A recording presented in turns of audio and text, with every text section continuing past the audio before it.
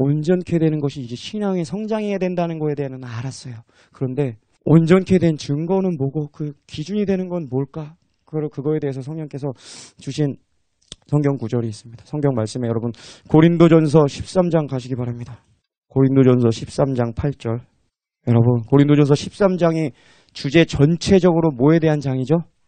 사랑에 대해 처음부터 끝까지 사랑에 대해서 얘기합니다.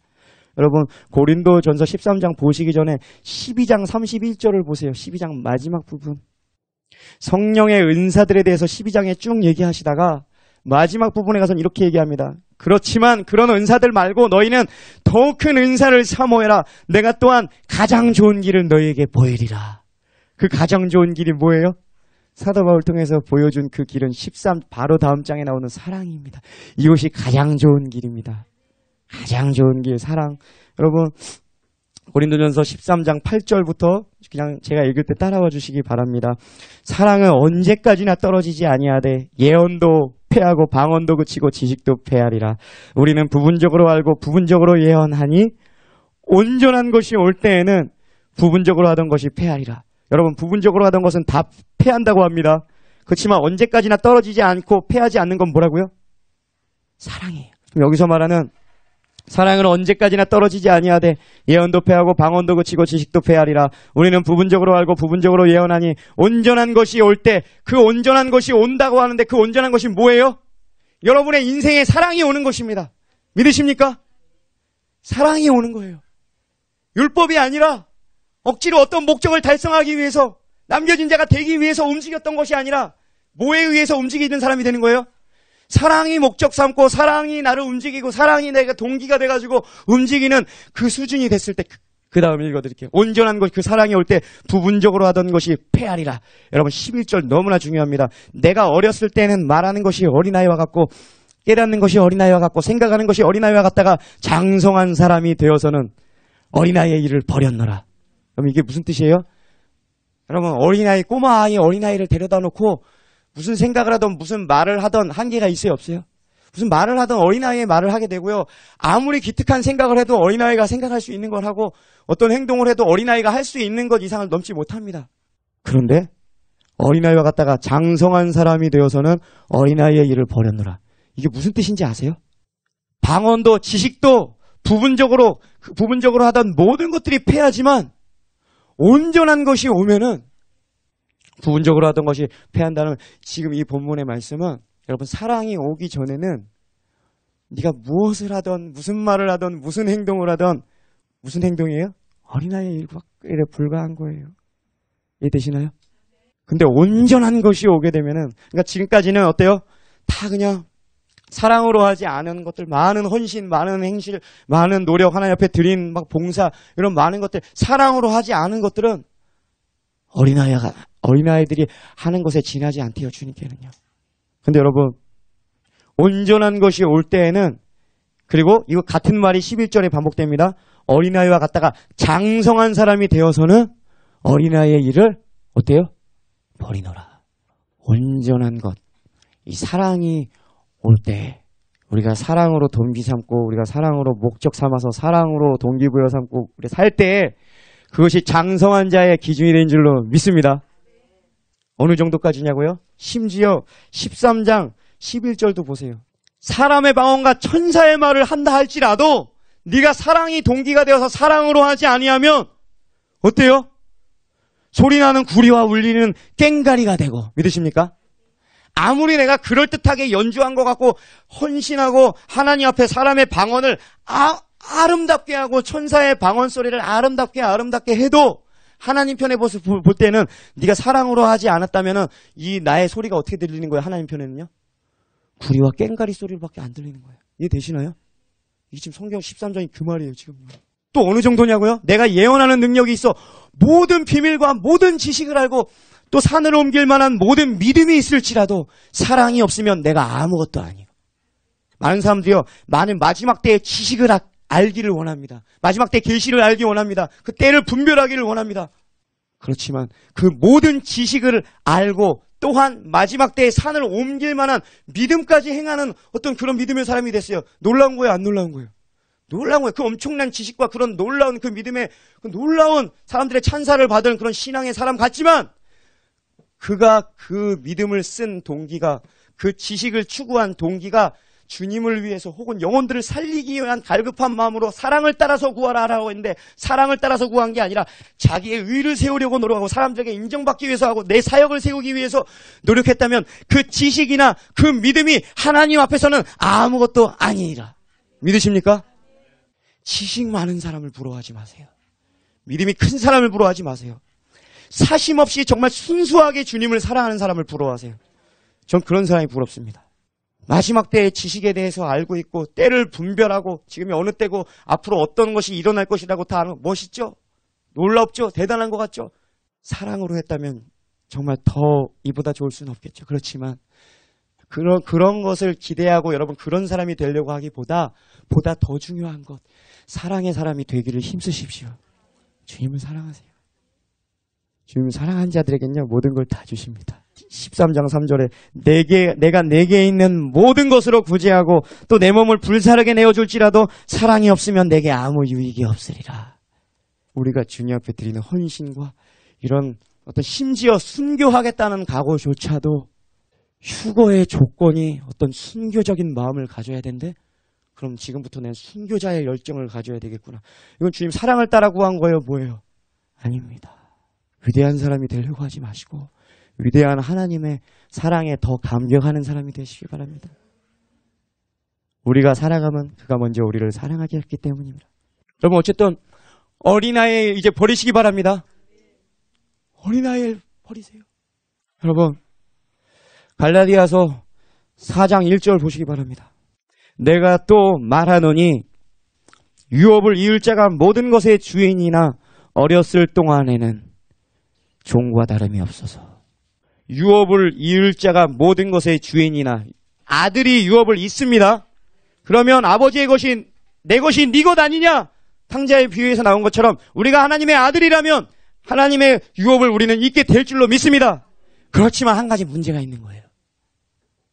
유업을 이을 자가 모든 것의 주인은 맞다. 그렇지만 어렸을 동안에는 종과 다름이 없어서 그 아버지가 정한 때까지 후견인과 청직이 종 아래에 둔대요. 여러분 이해되시나요? 종은 유업을 받아요? 못 받아요? 못 받습니다. 여러분 아들이 되세요. 어렸을 동안에는 종과 다름없습니다. 아까 어린 것과 장성한 자의 그것이 무엇이 오고 안 오고의 결정적인 기준이 뭐가 있다고요? 사랑 온전한 것이 오게 될 때 어린아이의 일을 버린다는 거예요. 사랑으로 내가 하기 시작할 때 어린아이에서 내가 벗어버리고 성장한 것입니다. 이 얘기예요. 그러므로 하나님의 나라를 이거 어렸을 때는 하나님의 유업을 이걸 받지를 못하는데 하나님의 유업을 받지 못하는 자가 휴거는 어떻게 바라고 주님의 온전한 신부라고 어찌 그걸 생각할 수 있겠습니까? 이해되시나요? 성장하시기 바랍니다. 사랑을 추구하세요.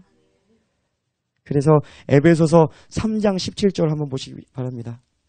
에베소서 3장 17절에 사랑이 오기 전에는 어린아이이고 사랑이 오면은 장성한 자가 된다고 지금 말씀드렸어요. 그리고 사랑이 온 다음에 사랑으로 행하기 시작할 때 하나님 보실 때 너가 성숙한 자가 됐다고 인정하시는 거예요. 그럴 때는 어때요? 아버지의 것을 유업을 받아요? 못 받아요? 받아요. 그러니까 우리가 충만한 하나님의 유업을 받으려면 어떻게 해야 된다고요? 성장해야 되는 거예요. 그러니까 뭐를 추구해야 된다고 그랬죠? 사랑을 추구해야 된다. 그 얘기가 지금 에베소서 3장 17절에 여러분 보시기 바랍니다. 믿음으로 말미암아 그리스도께서 너희 마음에 계시게 하시옵고. 많은 사람들이 이 수준에 머물러 있어요. 근데 여러분 더 나아가야 됩니다.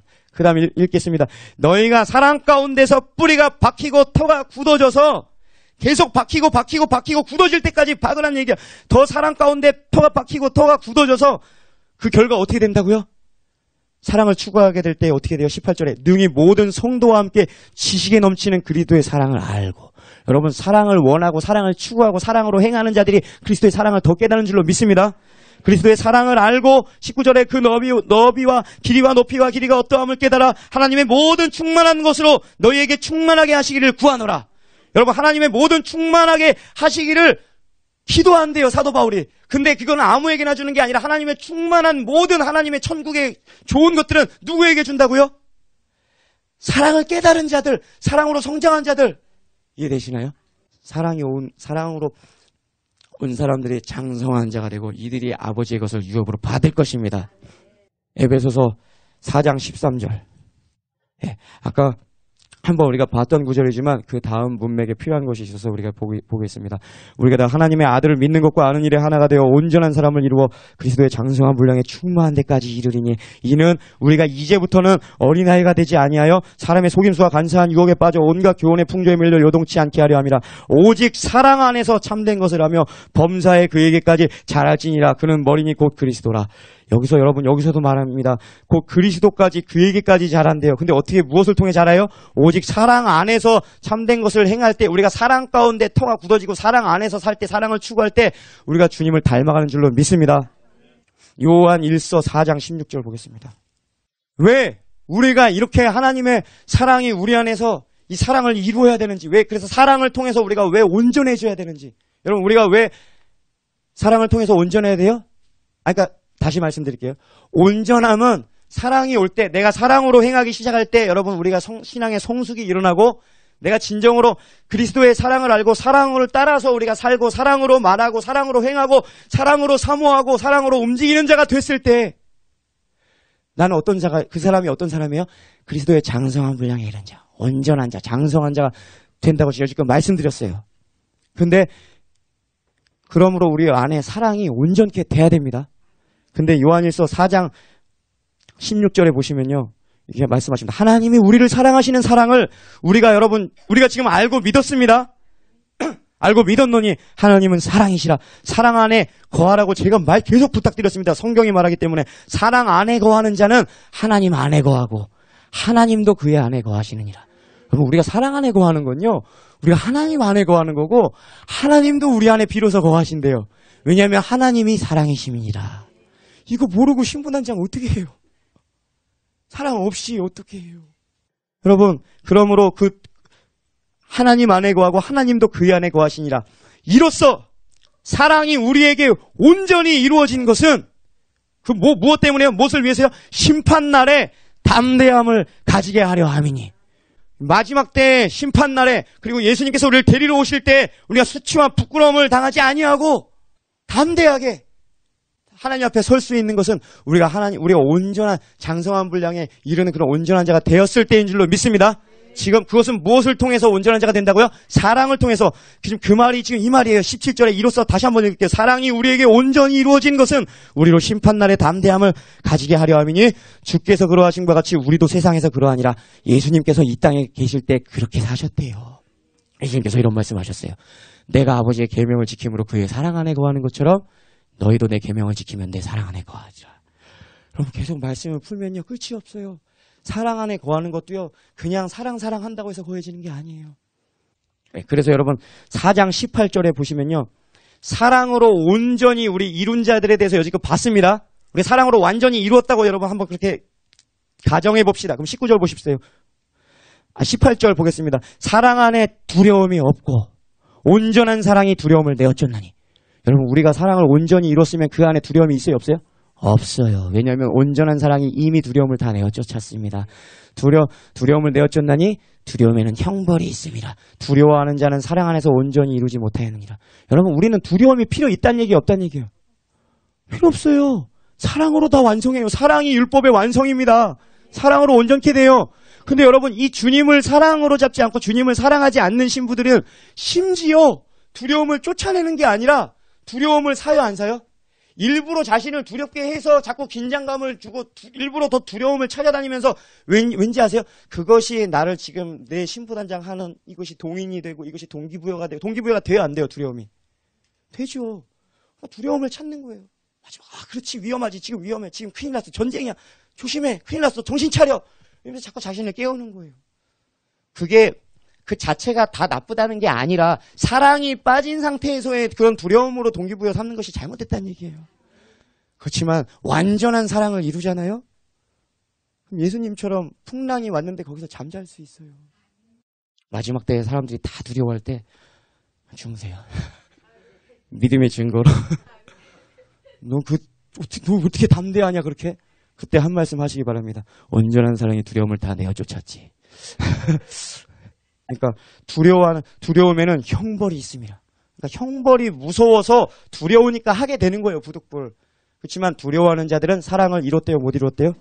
18절 하반절에 두려워하는 자는 사랑 안에서 온전히 이루지 못하였느니라. 이 말은 무슨 뜻이에요? 두려움으로 동기 삼아서 마지막 때를 준비하는 자들은 온전한 사람이 될 수 있어요, 없어요? 될 수가 없는 거예요. 주님은 자발적인 사랑을 원하십니다. 매 때리면은 너 매가 다가오고 있다? 그럼 사랑해요, 사랑해요. 주인님 사랑해요. 매를 다시 걷어가요. 에이, 무슨. 그러다 다시 매가 다가오고 있어요. 사랑해요, 사랑해요. 당신밖에 없어요. 이게 사랑입니까? 사랑이에요? 아니에요. 잘해줄 가치가 없어요. 이게 바로 아까 아들이 아니고 이런 게 바로 종이란 얘기예요. 종. 종은 뭐예요? 내가 받을 게 있으니까 지금 그리고 내 지금 여지껏 일했는데 이거 내 싹쓸 잃어버릴까 봐서 지금 말 듣는 거예요. 그렇지만 자발적인 순종은 없습니다. 종이에요. 종은 하나님이 때리십니다. 잘해줄 가치가 없거든요. 그냥 때리더라도 돈만 주면 되는 거예요. 이해되시나요? 여러분 종이 되지 마시고 아들이 되시고 신부가 되시긴 여러분 축복합니다. 이래서 여러분 마지막 때는요 완전케 된 신부들은요 온전한 신부들은요 마지막 때 여러분 두려움을 모르는 사람인 거예요. 아무것도 두려워하지 않아요. 두려움을 초월했어요. 내 목숨을 다해서 얻은 주님이거든요. 아무것도 두렵지 않아요. 온전한 사랑이 두려움을 내어줬을 뿐 아니라 이것이 어디서 나온 거냐고요? 나를 살아가사 날 위하여 자기 몸 버리신 그 하나님의 아들을 생각할 때 내가 1000번 다시 죽고 다시 태어나도 나는 주님께 목숨을 드리길 원합니다. 이런 마음으로 죽음이 두렵지 않은 거예요. 마지막 때 그런 신부들은요 자기의 명성, 자기 이름 내는 거 관심도 없습니다. 오직 예수님의 이름과 예수님의 명성이 천하 만국에 높아지기를 너무나 갈망하는 줄로 믿습니다. 그 어떤 것도 두렵지 않고 총칼도 두렵지 않습니다. 오직 내가 내 죄가 주님과 나 사이를 내는 것을 두려워할 뿐입니다. 하나님, 그래서 눈물 뿌려가며 하나님, 죄가 너무 싫습니다. 신부들이 죄를 못 끊는 이유는 하나님의 관계 안에서 하나님이 죄를 얼마나 끔찍이 싫어하는지를 모르기 때문이고 그리고 그 주님을 추구하지 않기 때문에 내 목적을 달성하기 위해서 부득불 죄는 나를 불행하게 해요, 행복하게 해요? 불행하게 한다는 거 알아 몰라요, 신부들이. 그래서 끊을 뿐이에요. 그런데 그 마음에서부터 죄를 싫어하는 어떤 마음의 본성은 변했어요, 안 변했어요? 안 변했어요. 마치 술을 계속 먹으면 내 건강에 나빠질 것 같으니까 술을 멀리하긴 하지만 땡겨요, 안 땡겨요? 계속 땡겨요. 이런 신부단장은요 마지막 때까지 성장을 할 수가 없어요. 여러분 이제는 아까 처음 말씀드린 거 이제 이해되실 거예요. 예수님께서 하늘의 아버지께서 온전하신 것 같이 너희도 온전하라. 여러분 한번 예수님은 이 모든 지식을 다 알고 계세요, 모르고 계세요? 사랑으로 온전케 되고 사랑으로 사는 신부들이, 사랑으로 하는 자녀들이 진짜 장성한 자라는 이런 지식은 당연히 다 갖고 계시는 예수님께서 갑자기 온전해라라는 얘기를 무슨 얘기하시다가 온전해라는 얘기하신 거예요? 원수까지도 사랑해라. 사랑해라. 원수까지 사랑해라. 그런 자가 우리가 됐을 때 너가 바로 온전한 자다. 믿으십니까? 그런 자들이야말로 하나님을 사랑하는 자들, 곧 그 뜻대로 부르심을 받은 자들에게는 모든 것이 합력하여 선을 이루느니라. 아까 예수님께서 내가 그의 계명을 지킴으로 아버지의 사랑 안에 가는 것처럼 너희도 나의 계명을 지키며 나의 사랑 안에 거하리라. 우리가 계속해서 우리 사랑 안에 거하는 것이 중요하지만 그냥 입으로 되는 것이 아니라 그냥 내 생각으로 되는 게 아니라 이것이 어떻게 해서든지 이 믿음이 주님의 계명을 지켜지는 것으로 이게 표출이 된다 이거예요. 제가 그거에 대한 얘기를 드리려고요. 그렇다면 사랑이 오면 우리가 온전한 자가 되는데 그러면 이 사랑을 뭘로 보고서 우리가 이게 사랑이 왔구나 그리고 어떻게 하는 것이 사랑하는 법인가 사랑하는 법에 대해서 우리가 알 필요가 있어요. 여러분 요한복음 14장을 가보시기 바랍니다. 요한복음 14장 15절 여러분 너희가 나를 사랑하면 나의 계명을 지키리라. 우리가 주님을 사랑하는 것이 가장 중요하다고 말씀드렸습니다. 이 사랑이 와야 됩니다. 그런데 사랑하는 방법이 뭐라고요? 너희가 나를 사랑하면 나의 계명을 지키리라. 근데 이 부분에서 또 많은 분들이 이걸 잘못 해석해서 오해해요. 아, 계명을 지키는 게 하나님을 사랑하는 거지. 어떻게 해서든지 그냥 계명 하면서 계명 지켜요. 근데 그 안에 정말 순수하게 하나님을 사랑하는 마음의 발로로서 계명을 지킨 건 그것은 율법이 아닌 거예요. 진짜 사랑이 율법을 완성한 거예요. 그렇지만 모두가 다 그런 수준이면 얼마나 좋아요. 이 말씀을 들었지만 우리가 하나님을 사랑하는 자들은 지금 14장 15절에 말씀하신 것처럼 너희가 나를 사랑하면 나의 계명을 지키자. 그런데 우리의 육신 때문에 우리의 정욕 때문에 계명이 잘 지켜져야 안 지켜져요. 주님은 사랑하지만 계명이 잘 안 지켜져요. 그래서 여러분 눈을 크게 뜨고 한번 성경을 지금 보시기 바랍니다. 14장 15절 나의 계명을 지키리라 다음에 바로 이어지는 무슨 얘기를 하시는지 여러분 보시기 바랍니다. 나의 계명을 지키리라. 여러분 예수님은요 제자들이 자신을 배반할 거 다 알고 계셨어요. 자신을 버리고 다 도망갈 거 아세요. 다. 육신은 마음은 원이로되 육신이 연약하여서 할 수 없다. 그렇지만 로마서에서 뭐라고 하죠? 마음은 원이로되 사람이 육신이 연약하여 할 수 없는 것을 하나님은 하시나니. 누가 해요? 하나님은 하시나니. 누구를 통해서 그 율법의 요구를 이루어지게 하십니까? 육신을 따르지 않고 그 영을 따라 성령을 따라서 행하는 자들을 통하여 율법의 요구를 이루어지게 하려 하심이라. 여러분 우리가 지키는 것 같지만 우리가 성령으로 충만해지면 성령께서 내 안에서 하나님의 말씀대로 살게 하는 거예요. 성령 충만이 가능하게 합니다. 믿으십니까?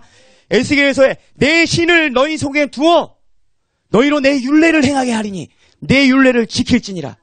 하나님은 악인을 기대하지 않으세요. 의인은 없으되 하나도 없다. 악인들에게 하나님 기대하지 않으세요. 근데 어때요? 성령이 임하시기 전에 구약에서는 그 율법이 지켜졌어요? 안 지켜졌어요? 다 안 되잖아요. 다 지킬 수가 없잖아요. 그래서 다 악인으로 정죄로 다 드러났잖아요. 그렇지만 그리스도 예수 안에 있는 자에게는 더 이상 정죄함이 없나니 누가 우리를 그 죄와 사망의 법으로 또 해방해요? 생명의 성령의 법이. 그러니까 여러분 너희가 성령을 따라 행하라. 그러면 육신의 소욕을 이루지 아니하리라. 그러니까 이건 뭐냐면요. 제가 아까 말씀드린 게 이거예요. 계명 말씀대로 살아야 돼. 내 육신하고 계속 싸워가면서 내 육신을 막 죽이고 누르고 했을 때 지켜져요? 안 지켜져요? 안 돼요. 그렇지만 내 계명을 지키려고 하는 게 아니라 성령님을 주님 나는 아무것도 할 수 없습니다. 반대로 거꾸로 출발합니다. 나는 아무것도 할 수 없사와서 오직 성령의 능력이 필요합니다. 성령님을 따라 행하기를 원합니다. 그 영을 따라 행하는 자는 그 영을 따라 생각한다고 그랬어요. 내 생각을 먼저 영의 생각을 바꾸고 나서 너 나랑 좀 얘기하자. 이렇게 하실 수 있잖아요. 네가 진짜 성령을 따라 행하고 죄를 끊길 원한다면 생각을 바꾸겠어요? 안 바꾸겠어요?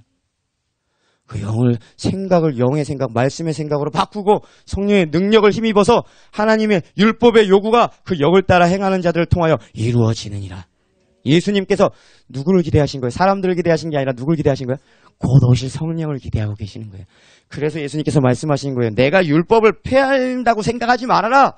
오히려 완성시키러 왔노라. 예수님께서 오므로 내가 감으로써 너희에게 좋은 것은 내가 가야지만이 너희에게 성령이 보내시는 거예요. 여러분 예수님께서 이 성령님을 얼마나 기대하신지 아세요? 성령을 우리에게 보내기를 얼마나 기대하는지 아세요? 한번 생각을 해보세요. 성령이 아직 임하지 않은 상태에서는요, 예수님께서 아무리 말을 내고 가르쳐줘도 하나님의 사랑에 대해서 얘기해주고 온전함에 대해서 얘기해줘도 깨달아요, 못 깨달아요? 몰라요. 맨날 딴소리예요. 몰라요. 그래서 예수님께서 뭐라 그러셨어요? 지금 내가 너희에게 이를 것이 많지만 지금은 너희가 감당치 못하리라. 그렇지만 진리의 성령이 오시면 내가 너희에게 지금 말하는 것들을 지금은 깨닫지 못하겠지만 그때는 다 생각나게 하시리라. 예수님께서 누구 기대하신 거예요? 성령. 그러니까 나는 너희와 교제하고 싶지만 여러분 성령의 사람과 육신의 사람 여러분 아시잖아요. 여러분이 성령으로 충만할 때 육신의 사람들이 여러분에게 바글바글 있다고 해도 여러분 외로워요? 안 외로워요? 안 외로워요? 아, 그렇지요. 이러면 나가리인데. 네, 그렇죠. 육신적인 사람이 아무리 주변에 바글바글해도 성령이 계시면 외롭지 않죠. 그렇지만 제가 지금 말씀드리는 관점은요. 예수님께서 외롭다고 하셨어요. 왠지 아세요? 말이 안 통해요, 다들. 아무리 얘기를 해도 내 아버지의 사랑에 대해서 얘기해주고 좀 천국에 대해서 얘기해줘도 더 뭔 소리요? 못 알아들어요. 왠지 아세요? 성령이 아직 임하지 않으셨거든요. 그러니까 예수님이 좀 빨리 성령. 예수님이 얼마나 빨리 가시고 싶으셨을까? 그래야지 빨리 성령 보내주시려고. 제가 지금 그냥 말씀드리는 농담 같지만 농담이 아니에요. 예수님께서요 부활하시고요 제자들에게 처음 딱 나타나시면서 첫 마디가 뭔지 아세요? 평강이 있을지어다 한마디 하세요. 근데 그 말은 그냥 인사처럼 하시고 나서 첫 마디가 뭔지 아세요? 아버지께서 나를 보내신 것 같이 나도 너희를 보내노라. 성령을 받아라. 여러분, 그 모진 고통 겪으시고 그 고난 다 통과하시고 나서 완전히 정말 목욕하고 나서 깨끗하게 새롭게 이제 다 된 것처럼 예수님께서 다시 부활하시고 이제 나타났어요. 여러분, 그 한번 예수님의 마음을 생각해 보세요. 얼마나 되게 후련할 것 같아요? 안 후련할 것 같아요? 어떤 의미에서 후련하냐면 아버지께서 내게 하라고 주신 명령을 다 지켜 행해갖고 다 뜻을 이루어 드렸어요? 안 이루어 드렸어요? 다 이루어 드렸어요. 이제 남은 건 뭐예요? 내가 할 게 있는 게 아니라 이제 누가 하실 일이 있는 게 성령께 이들을 맡기는 게 있어요. 예수님 너무나 기대하신 거예요. 그래서 예수님께서 짠 나타나시고서 평안하냐? 아버지께서 나 보내신 것처럼 이제 니들도 가야 돼. 이제 니들 차례야. 성령 받아라. 성경 찾아보세요. 바로 예수님 첫 대화에서 성령 받으라고 하십니다. 성령 받으라. 아버지께서 나를 보내신 것처럼 나도 너희를 보내노라. 이 말은 뒤에 지상 대명령으로 이어집니다. 어디로 보내시는 거예요? 사마리아 땅까지 이루어 내 증인이 되는데 보내는 거예요. 내 증인이 되어달라고 부탁하시는 거예요. 내가 널 위해서 죽어줬잖아. 너 나 사랑하지? 내가 부탁할게. 내 영혼들을 맡아줘. 내 증인이 되어줘. 이들은 어때요? 주님 사랑하는 옷 좀 똘똘 뭉쳐있어요. 딴 것까지도 증인이 되겠습니다. 그런데 어떻게 해요? 이들은 능력이 있어요? 없어요? 없어요. 그래서 아버지께서 나를 보내신 것처럼 나도 너희를 보내노라 하신 다음에 바로 성령 받으라 하신 거예요. 그런 배경이 있는 상태에서 여러분, 아까 다시 한번 요한복음 14장 15절, 16절 다시 한번 보세요. 그럼 더 이해가 되실 것입니다. 너희가 나를 사랑하면 나의 계명을 지키리라. 그 다음에 예수님은 성령님을 떠올리신 거예요. 이들은 지금 계명 지키지 못하지만 성령님이 오시면 가능하다. 내가 아버지께 구하겠으니 그가 또 다른 보혜사를 너희에게 주사 영원토록 너희와 함께 있게 하리니 그는 진리의 영이라 세상은 능히 그를 받지 못하리니 이는 그를 보지도 못하고 알지도 못함이라. 그러나 너희는 그를 아나니 그는 너희와 함께 거하시며 또 너희 속에 계시겠습니다. 내가 너희를 고아와 같이 버려두지 아니하고 너에게로 오리라. 여러분, 다시 여기서부터 다시 한번 보세요. 19절 18절부터요. 내가 너희를 고아와 같이 버려두지 아니하고 너에게로 오리라. 다시 부활하셔서 다시 오신다는 것도 되고요. 그리고 또 성령으로 또 오시는 것도 볼 수 있습니다. 그리고 조금 있으면 세상은 나를 보지 못할 것이로되 너희는 나를 보리니 이는 내가 살아있고 너희도 살아있겠습니다. 이해되시나요? 뭘 의미하시는지 이해되시죠? 20절에 그날에는, 그날이 뭐예요? 그날에 주의 영이 임하면. 이해되시나요? 그날에 주의 영이 너에게 임하는 그날에는 보십시오. 뭐라고 말씀하시나? 그날에는 내가 아버지 안에, 너희가 내 안에, 내가 너희 안에 있는 것을 너희가 알리라. 여러분 한번 눈을 크게 뜨고 한번 보세요. 지금까지 항상 예수님께서 뭐라고 하신지 아세요? 예수님께서 이 땅을 걸으셨을 때 아버지께서 어디 계시다고 했어요? 항상요? 내 안에 계시다고 항상 강조하셨어요. 위에도 나와요. 아버지께서 내 안에 계셔서 그분의 일을 하시는 것이니라. 근데 그날에는 거기서는 아버지께서 내 안에 있다는 말을 빼버리십니다. 보세요. 그날에는 아버지가 내 안에 있는 게 아니라 누가 아버지 안에 있어요? 지금까지는 아버지께서 내 안에 계셔서 그의 일을 행하는 것이라 라고 하신 분이 그날에는 아버지께서 내 안에 계시다는 얘기 안 하시고요. 그날에는 예수님은 여러분 주님께로 가십니다. 근데 보세요. 그 다음 절에 아니라 하반절에 내가 아버지 안에 있고 너희는 어디 있어요? 너희는 내 안에 있고 내가 너희 안에 있는 것을 너희가 알게 되리라. 내가 너희 안에 너희는 내 안에. 이건 연합을 말하는 거예요. 주와 합하는 자는 한 영이니라. 내가 네 안에 네가 내 안에 있는 것을 그날엔 알게 될 거야. 지금은 모르지만 주와 합해서 연합되는 것을 말씀드리는 거예요. 예수님이 지금 몸으로 계실 때는 이들하고 연합할 수가 없어요. 근데 여러분 성령님이 다른 게 아니에요. 예수님의 영이십니다. 예수님께서 영으로 지금 2000년 전에 이 땅을 걸으셨던 예수님께서 이 말씀하시던 예수님의 영이 지금 저와 여러분 안에 지금 계세요. 와, 놀랍지 않습니까? 근데 여러분 20절에 지금 성령님에 대한 얘기를 지금 계속하고 계시잖아요. 근데 21절에 또 무슨 얘기를 하시는지 한번 보세요. 그래서 성령님이 그날에 오셔서 뭘 어떻게 하시겠다는 거예요? 또 계명에 대한 얘기를 하세요. 성령님이 오시는 이유가 이거예요. 내 신을 너희 속에 두어 너희로 내 율례를 행하게 하리니. 이게 주님과 우리가 맺은 새 언약이에요. 옛 언약 율법은 너희가 지키지 못했다. 다 망했다. 그렇지만 내가 너희와 새 언약을 맺노니 이 새 언약은 어때요? 지킬 수 있어요. 내 말씀을 너희 속에 두고 내 신도 너희 속에 두고 이 산에서도 말고 저 산에서도 말고 예루살렘에서도 아니고 오직 영, 인 스피릿, 영 안에서 예배드리는 때가 오나니. 예수님께서 말씀하신 그때가 바로 성령님이 우리에게 오시는 때예요. 이 영광스러운 이 모세가 정말 육신을 가지고 그 신의 산에서 주님과 여러분 대면하는 주님의 영광을 목도하는 그 장면 영광스럽잖아요.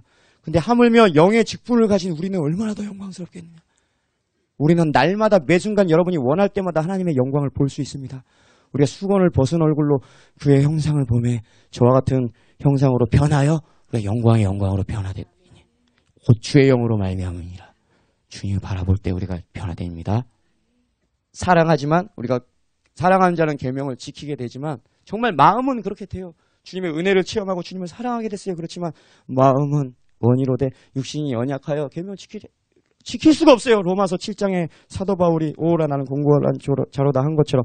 그렇지만 우리가 하나님을 사랑할 수 있는 그 비결을 뭐예요? 성령님이에요. 성령님이 오심으로 우리가 주님을 사랑하여 주님의 계명을 지켜드릴 수 있는 것입니다. 한마디로 내가 사랑하는 분의 말대로 살 수 있는 거예요. 고린도후서 5장 14절. 이 사랑이 우리가 어떻게 주님을 사랑할 수 있게 되는지 아까 요한일서에서 우리가 그를 사랑하면 그가 먼저 우리를 사랑하셨습니다. 여러분 우리가 하나님의 사랑을 알고 믿었노니 우리가 하나님의 사랑을 믿고 알고 믿기 때문에 그 사랑을 깨달은 만큼 우리가 주님을 사랑할 수 있게 되는 것입니다. 여러분 주님을 더 사랑하길 원하시나요? 그러면 어떻게 하면 되냐면 어떤 다른 노력보다도 하나님이 나를 얼마나 사랑하시는지를 여러분 보시기 바랍니다. 하나님이 나를 얼마나 사랑하시는지 그 사랑에 좀 감격을 해달라고 그 사랑을 느끼게 해달라고 여러분 주님의 사랑을 보게 해달라고 하십시오. 여러분 주님을 위해서 목숨을 바쳐서 주님을 사랑하길 원하십니까? 그럼 더 큰 사랑이 필요하시죠? 그럼 여러분을 위해서 목숨 바쳐서 여러분을 사랑하신 그 주님을 생각하세요. 주님을 깨달으시기 바랍니다. 그러면은 그 사랑이 여러분을 강권하게 될 줄로 믿습니다. 여러분 고린도후서 5장 14절에 말씀하십니다. 사도 바울이 이렇게 말하는 거예요. 그리스도의 사랑이 우리를 강권하시는도다. 그리스도의 사랑이 우리를 강권하시는도다. 15절에 그가 모든 사람을 대신하여 죽으심은 살아있는 자들로 하여금 다시는 그들 자신을 위하여 살지 않고 오직 그들을 대신하여 죽었다가 다시 살아나신 이유 위하여 살게 하려 하심이라. 여러분 예수님께서 십자가에 못 박혀 죽으신 이유는 단지 대속 죄사함뿐만이 아니라 우리의 헌신을 끌어내기 위함이래요. 우리의 사랑의 동기, 우리가 주님을 사랑하기 위해 우리가 주님을 위하여 살게 하는 그 마음을 끌어내기 위한 목적도 있다고 지금 말씀하시는 거예요. 이해되시나요? 보시기 바랍니다. 그가 모든 사람을 대신하여 죽으신 이유는 살아있는 자들로 하여금 다시는 자기 자신을 위하여 살지 않고 오직 그들을 대신하여 죽었다가 다시 살아나신 이유 위하여 살게 하려 하심이라. 여러분 우리가 주님을 위해서 산다고 하는 것은 이 열정이 어디서 나오고 무슨 동기가 돼야 되고 이게 이해되시나요?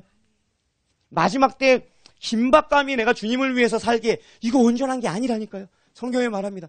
그분이 나를 위해서 죽어주신 이유는 당신을 위해서 예수님이 죽어주신 이유는 다시는 당신 자신 그 사랑을 당신이 깨닫고 당신을 위해서 죽어주신 그 예수님의 사랑을 당신이 받음으로 말미암아 다시는 당신 자신을 위해 살지 않고 누굴 위해 산다고요? 주님께 자발적으로 당신이 헌신을 끌어내기 위해서 하나님이 당신을 위해서 죽으신 거예요. 그럼 여러분 진정한 헌신은 아까 아무리 몸을 불사르게 내어준다고 할지라도 뭐가 없으면 사랑이 없으면 소용없다고 그랬어요. 그래서 똑같은 얘기를 하고 있는 거예요. 사랑이 없으면 소용없대요. 온갖 다른 동기 다 가지고 마지막 때에 열심히 온전한 신부 되겠다고 열심히 하는 것도 여러분 불완전합니다. 왜냐하면 우리는 신부 안에 있는 그리스도 안에 우리 안에 계신 그리스도께 우리는 주목해야 되고 우리 안에 계시는 그리스도께 초점을 둬야 되는데 오늘날 많은 사람들이 미혹에 빠진 게 뭐냐면 더 관심 있는 건 뭐냐면 우리 안에 있는 그리스도가 아니라 그리스도 안에 있는 우리 신부 준비 단장하는 거에 관심이 더 많은 거예요. 이해되시나요? 주의 보시기 바랍니다. 사랑이 없으면 다 헛것이래요. 여러분 여기서 좀 충격을 받으셔야 돼요. 여러분 지금 기도 3시간씩 하신다고요? 4시간씩 하신다고요? 5시간씩 하신다고요? 왜 하십니까? 왜 하십니까? 다른 목적을 가지고 여러분 기도하시다면 여러분이 동기를 바꿔서 사랑으로 동기로 들어가면요 5시간씩 지금 어떤 목적인지는 모르겠지만 5시간씩 기도하던 분들이 2시간밖에 기도 못할 수도 있어요. 무슨 말인지 이해되세요? 지금까지 내가 원하는 게 있어서 간절히 하나님께 기도했는데 원하는 게 있어서 근데 사실 그게 사심없이 주님을 사랑하기 위한 그런 건 아니었어. 근데 이제는 뭐라고? 주님 사랑 없이 한 건 아무 소용이 없다고? 그럼 다 소용없네. 그날에 주님 앞에 섰을 때 괜히 고개 내밀다가 퇴짜 맞지 마시고 지금 시간 있을 때 기회 있을 때 사랑으로 잡으십시오. 그가 여러분을 위해서 죽어주신 이유는 여러분의 헌신을 끌어내기 위함이라고 지금 성경은 말씀하십니다. 이것의 산 증인이 바로 이 말을 한 사도 바울이에요. 이게 바로 사도 바울 이 고백을 한 사람이 갈라디아서 2장 20절을 고백한 똑같은 사람입니다. 내가 그리스도와 함께 십자가에 못 박혔나니 나도 죽었대요. 근데 왜 죽어요? 기름 부음 받기 위해서 죽지 않아요. 휴거되기 위해서 죽지 않아요. 남겨진 자가 될까 봐 두려워서 내 자아를 십자가에 못 박는 게 아니래요. 사도 바울은 고백입니다. 내가 그리스도와 함께 십자가에 못 박혔나니. 왜 죽는 거예요? 들어보시기 바랍니다. 내가 그리스도와 함께 십자가에 못 박혔나니. 그런즉 이제 내가 사는 것 아니요 오직 내 안에 그리스도께서 사신 것이라. 이제 내가 육체 가운데 사는 것은 나를 얼마나 사랑하셨으면은 나를 사랑하사 날 위하여 자기 몸까지 버리신 그 예수님을 하나님의 아들을 믿는 믿음으로 사는 것입니다. 바울이 자신을 나는 날마다 죽노라. 여러분 우리가 바울로 날마다 죽노라 그걸 보면서 자아 죽음에 대한 설교도 많이 해요. 그러므로 자아 죽어야 됩니다. 날마다 죽어야 됩니다. 여러분 휴거되기 원하세요? 자아 죽어야 됩니다. 능력 받기를 원하세요? 자아 죽음이 필수입니다. 성령님을 원하세요? 자아 죽어야 됩니다. 그러면요 많은 사람들이 목숨 걸고 기름 부음 받으려고 달려듭니다. 자아 죽음에 못 죽어서 안 달란 것처럼 한이 맺혀서 자아 죽으려고 그래요. 다른 목적들 때문에. 성경에서 말씀하시는 자아 죽음은요 어떤 목적을 위해서 자아 죽는 것이 아니라 사도 바울처럼 나를 사랑하사 날 위하여 자기 몸 버리신 예수님을 생각할 때 이거예요. 갈라디아서 2장 20절은 이거예요. 이건 현실이고 체험입니다. 내가 그리스도와 함께 십자가에 못 박혔나니. 예수님 죽으실 때 사실 내가 원래 영원한 사망에 처해야 될 자는 난데 나 대신에 당신이 죽으셨습니다. 그때 나라는 사람도 그때 주님이 죽으셨을 때 나라는 사람은 죽은 것입니다. 이해되시나요? 내가 그리스도와 함께 십자가에 못 박혔나니. 주님이 죽으실 때 나도 내 목숨은 당신 것이 됐네요. 당신을 위해서 살겠습니다. 거저받은 인생 주님을 위해서 살겠습니다. 나를 사랑하사 날 위하여 자기 몸 버리신 하나님의 아들을 믿는 믿음 안에 사는 것이라. 여러분 이 사도 바울의 이 소망이 이 수십 년 동안 변함없는 이 사랑을 유지할 수 있었던 비결이 내가 너희 가운데 거했을 때 예수님과 예수님 십자가에 못 박히신 것 외에는 아무것도 알지 아니하기로 작정했노라. 무슨 뜻인지 아세요? 예수님 십자가에 못 박혀 죽으신 것이 지금 사도 바울의 가슴을 불태우고 있잖아요. 그런데 이 고백을 한 건요. 그 예수님을 다메섹 도상에서 만나고 수십 년이 지난 다음에 고백한 거예요. 수십 년이 지난 그 순간에 내가 너희 가운데 있을 때 나 때문에 예수님이 십자가에 못 박혀 나 때문에 죽으신 것 외에는 내가 아무것도 알지 아니하기로 작정하였노라. 무슨 뜻인지 아세요? 많은 계시들이 있지만 너무나 많은 계시가 많아서 교만해질까 봐 가시를 줄 정도로 계시가 많지만 다른 좋은 계시들이 있어서 이걸로 만족하고 이걸로 만족하면 뭐가 가려질까 봐 나를 위해서 십자가에 못 박혀 죽으신 예수만 붙잡고 간 게 사도 바울이에요. 여러분 이게 열정의 근본이고 열정의 동기고 이게 끝까지 열정의 변함없었던 십자가 신앙을 여러분 가지시기 바랍니다. 십자가 신앙. 삶이 어려워서 여러분이 힘들어서 주님 잡으면 여러분 삶이 풀어지는 순간 주님 놓치겠지만 어떤 다른 보상을 기대하고 주님을 추구하면 그 어떤 응답이 이루어지는 순간 느슨해지겠지만 그토록 추구하던 계시요, 그토록 추구하던 지식이요, 그토록 추구하던 잘하는 거요, 잘하는 것들 여러분 다 필요 없어요. 주님만 아시는 여러분 되시길 축복합니다. 이게 사랑이 강건하시는도다. 이게 지금 마지막 말씀이에요. 5장 14절. 이게 그리스도의 사랑이 우리를 강건하시는도다 해서요. 이 강건하다는 뜻은요. 헬라어로 쉬네코라는 뜻인데요. 무슨 뜻이냐면요. 강건하다는 가까이에서 내게 아주 강력한 영향력을 미친다는 뜻이에요. 이해되시나요? 사랑이 나를 강건하시는도다. 아주 가까이에서 이 사랑이 나한테 힘이 돼가지고 이 주님이 나를 위해서 희생하신 그 사랑이 내게 강력하게 영향을 미친다고 지금 말하는 거예요. 그러니까 바울에게 있어서는 수십 년이 지나도 십자가에 대한 그 사랑이 우리는 보세요. 첫사랑 때 주님을 만났어도 여러분 3개월 지나면 어때요? 흐릿흐릿해져요. 근데 여러분 바울은요. 이 고백을 언제 했는지 제가 찾아봤어요. 그 연대를 찾아봤어요. 여러분 다메섹 도상에서 바울이요. 주님을 만났잖아요. 그때 하나님의 사랑이 그들을 강타했어요. 그때 이후로 바울의 마음을 움직이는 것은 오직 하나님의 사랑 외에는 아무것도 없었다는 걸 아시잖아요. 근데 여러분 그 다메섹 도상이 언제냐면요. 주후 33년경 때 만났어요. 다메섹 도상에서. 근데 사랑이 나를 강권하시는도다. 강력하게 내 마음을 잡아 끄시는도다. 이 사랑이. 이것은 언제 고백했냐면요. 담에색 도상에서는 주 33년에 주님을 만났고 55년에서 56년도에 사랑이 너를 강권하신도다 고백한 거예요. 몇 년 정도가 지난 거예요? 20년이 지났는데도요. 여전히 사도 바울의 마음에 사로잡고 있는 것은 뭐예요? 나를 위해서 죽어주신 주 예수님이에요. 여러분 지금이라도 늦지 않았어요. 십자가 첫사랑 십자가 주님 나를 위해서 나를 얼마나 사랑하시는지 그 뜨겁게 눈물을 흘리면서 기도했던 그 행복했던 그때처럼 하나님 회복시켜 주시옵소서. 이것을 회복했다고 해서 된 게 아니라 사도 바울처럼 마지막 죽는 순간까지 여러분 사도 바울이 고백합니다. 내가 이미 얻었다함도 아니요 온전히 이뤘다함도 아니라 이것도 거의 말년에 가까이 가서도 그렇게 고백한 거예요. 그때까지도 사도 바울이 이뤘대요 안 이뤘대요? 아직 이렇대요.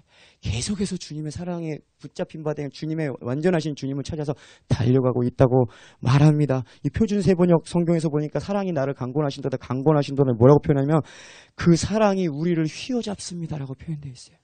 표준 세번역에 보면은 여러분 여러분을 움직이는 것은 도대체 무엇입니까? 여러분에게 동기부여를 주는 것은 무엇입니까? 여러분 이것에 여러분 대답하실 수 있어야 돼요. 그래야지만이 여러분이 신앙이 얼마나 지금 성장했는지가 여러분 그것이 시금석이 되고 기준이 되는 것입니다. 여러분 사도 바울처럼 20년이 지났어도 사랑이 나를 휘감는도다. 그리스도의 사랑이 나를 휘어잡는도다. 그리스도의 사랑이 내게 강력한 영향력으로 나는 마지막 그 순간까지 내 달려갈 길 다 마치고 싸움 마치는 그 순간까지도 사도 바울은 이렇게 살았던 것입니다. 내가 그리스도와 그리스도의 십자가에 나를 위해 죽어주신 것 외에는 아무것도 하지 아니하기로 작정하였습니다. 저와 여러분의 차례입니다. 여러분도 작정하십시오. 주님의 사랑으로 살겠습니다. 이러한 마음으로 이 시간에 잠깐 기도하고 마치겠습니다.